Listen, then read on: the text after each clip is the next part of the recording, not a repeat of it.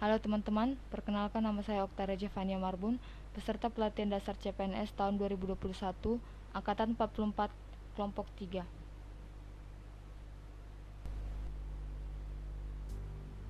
Di video kali ini, saya ingin menjelaskan mengenai mind mapping etika publik yang merupakan salah satu nilai dasar PNS.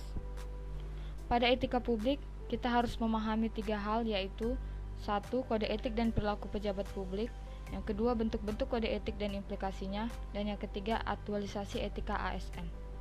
Apa saja yang harus dipahami dalam kode etik dan perilaku pejabat publik? Yang pertama, definisi etika. Etika adalah refleksi atas baik atau buruk, benar atau salah yang harus dilakukan, atau bagaimana melakukan yang baik atau benar. Yang kedua, definisi kode etik. Kode etik adalah aturan-aturan yang mengatur tingkah laku dalam suatu kelompok khusus.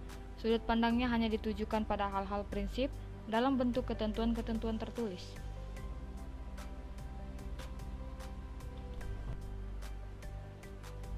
Yang ketiga, kode etik ASN. Terdapat 12 kode etik dan kode perilaku ASN yang dapat dibaca dalam Undang-Undang ASN Pasal 5. Yang keempat, nilai-nilai dasar etika publik. Terdapat 15 nilai-nilai dasar etika publik yang dapat dibaca dalam Undang-Undang ASN Pasal 4. Yang keenam adalah definisi dan lingkup etika publik. Etika publik merupakan refleksi tentang standar atau norma yang menentukan baik atau buruk, benar atau salah perilaku, tindakan, dan keputusan untuk mengarahkan kebijakan publik dalam rangka menjalankan tanggung jawab pelayanan publik. Ada 3 fokus utama dalam pelayanan publik, yakni 1. Pelayan publik yang berkualitas dan relevan. Yang kedua, sisi dimensi reflektif. Etika publik berfungsi sebagai bantuan dalam menimbang pilihan sarana kebijakan publik dan alat evaluasi. Yang ketiga, modalitas etika, menjembatani antara norma moral dan tindakan faktual.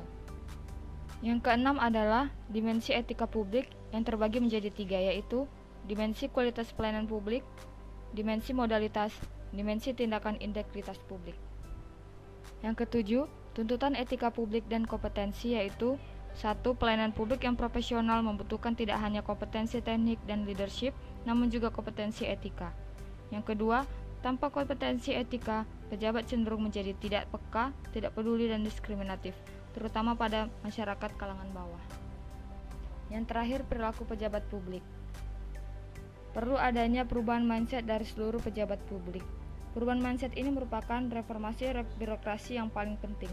Setidaknya mencakup 3 aspek penting, yakni yang pertama, berubah dari penguasa menjadi pelayan, yang kedua, berubah menjadi wewenang menjadi peranan, dan yang ketiga, menyadari bahwa jabatan publik adalah amanah yang harus dipertanggungjawabkan bukan hanya di dunia tapi juga di akhirat. Apa-apa saja bentuk-bentuk kode etik dan implikasinya? Yang pertama, 1. Pentingnya etika dalam urusan publik. Yang kedua, penggunaan kekuasaan, legitimasi kebijakan. Yang ketiga, konflik kepentingan. Yang keempat, sumber-sumber kode etik bagi aparatur sipil negara. Dan yang kelima, implikasi kode etik dalam pelayanan publik. Bagaimana aktualisasi etika ASN? Berikut saya berikan beberapa contoh penerapan etika ASN yang ada di unit kerja saya.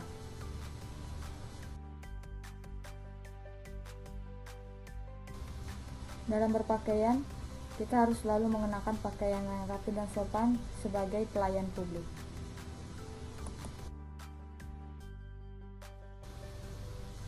Melaksanakan tugas dan fungsi kita sebagai pelayan publik dengan penuh bertanggung jawab kepada masyarakat.